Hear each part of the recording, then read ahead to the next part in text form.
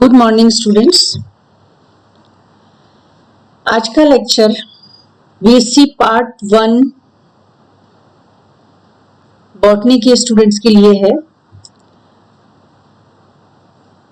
जो कि university of Kota के सिलेबस के अनुसार पार्ट 1 बीएससी पार्ट 1 बॉटनी के पेपर 3 के लिए है, जो कि साइटोजेनेटिक्स एंड प्लांट ब्रीडिंग वाला पेपर है। आज हम कोशिका के बारे में बहुत ही प्राथमिक जानकारी का अध्ययन करेंगे। General introduction. रॉबर्ट हुक ने 1665 में सर्वप्रथम कोशिकाओं को देखा।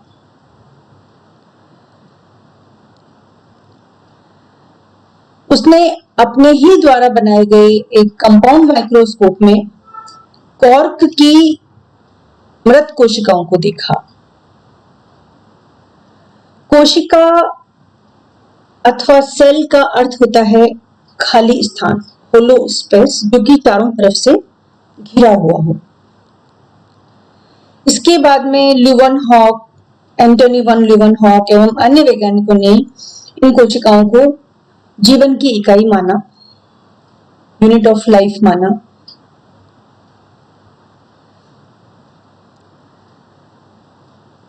जर्मन वैज्ञानिकों श्लाइडन एवं श्वान ने 1838-39 में कोशिका सिद्धांत प्रस्तुत किया।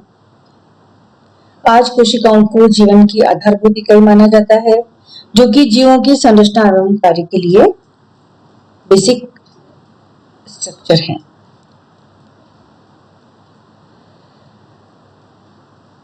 कोशिकाओं में जीवन की सूक्ष्मतम इकाइयां होती हैं। ये जीवों में अलग अलग या समूहों में उपस्थित होती हैं। जीवों में ये कोशिकाएं समान आकार एवं आकृति रखते हुए जीवन चक्र के लिए समान कार्य करती हैं। इन कोशिकाओं में जीवन चलाने हेतु आवश्यक मेटाबॉलिक क्रियाएं होती रहती हैं। ये अपने आसपास के वातावरण से पदार्थ लेती एवं शक्ति देती रहती हैं।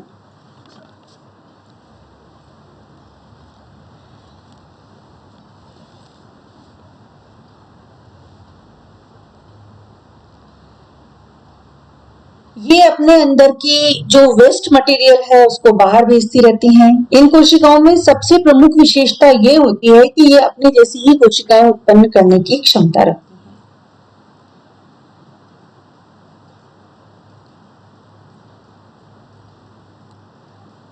और कोशिकाएं बाहर के वातावरण से भी अक्सर प्रभावित होती रहती हैं।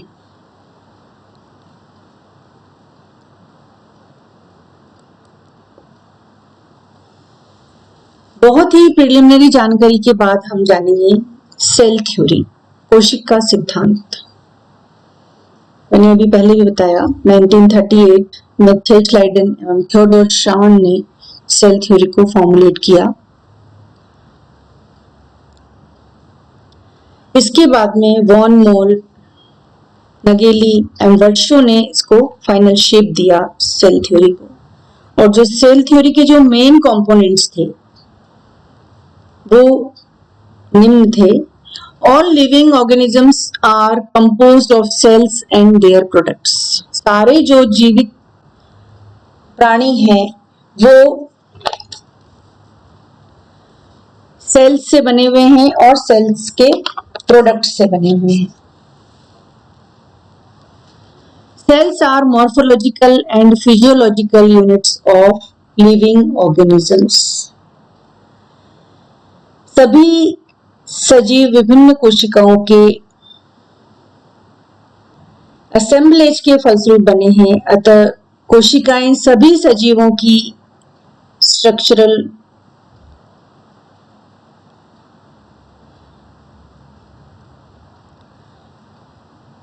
यूनिट्स हैं। New cells originate from the pre-existing cells only by the process of cell division. The cell is the smallest unit of life, and cells are the hereditary units.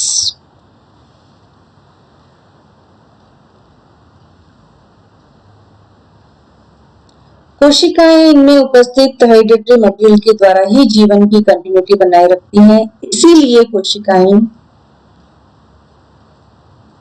Hereditary units हैं।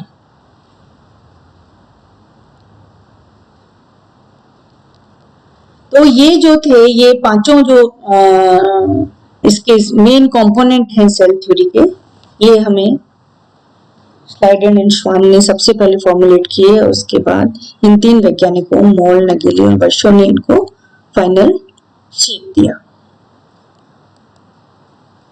Now exceptions of cell theory. Cell theory के अपवाद भी हैं। सामान्यतया कोशिका सिद्धांत सभी जीवों पर लागू होता है, फिर भी कुछ जीवों जैसे कि acellular protozoa, bacteria, blue green algae, जिनमें की जो केंद्रकीय पदार्थ है वो मेम्ब्रेन से कवर्ड नहीं होता है और इनमें स्पष्ट केंद्रक नहीं बनते हैं, वो इसके अपवाद हैं, सेल थ्योरी के अपवाद हैं। वायरस भी पूर्ण कोशिकाएं नहीं होती हैं। वायरस में जो प्रोटीन आवरण से घिरे हुए वो हेरिडिटरी मटेरियल होता है, डीएनए और आरएनए, इनका अपना कोई एंजाइम तंत्र भी नहीं होता है। ये सिर्फ परपोषी कोशिकाओं में ही सजीवों की भांति रह पाते हैं। तो इस प्रकार से virus, bacteria, acellular protozoa, blue green algae आदि जो ऑर्गेनिजम्स हैं, ये सेल थ्योरी के अपवाद हैं। और इसके बाद में आता है significance of the cell theory. आधुनिक कोशिका विज्ञान जीवाणुओं से लेकर अति विकसित मानव तक विविध प्रकार के जीवों में संरचनात्मक और कार्यात्मक संबंधों पर बल देता है, जिसमें कि सेल थ्योरी का महत्व है। सेल थ्योरी भी यही दर्शाती है, सभी कोशिकाओं में चाहे उनकी स्थिति या कार्य कुछ भी हो, कोशिका द्रव्य पाया जाता है जिसमें एक केंद्रक होता है। सभी कोशिकाएं केंद्रक कोशिका कला से घिरी होती हैं।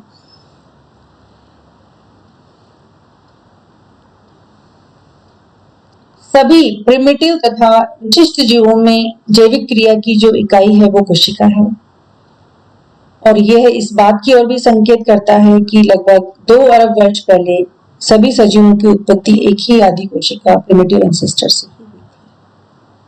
तो इस प्रकार से ये संक्षिप्त जो है, ये एक कोशिका के बारे में संक्षिप्त एक विवरण है। इसके बाद में हम अगले लेक्चर्स में और इस पे चर्चा करेंगे। Thank you.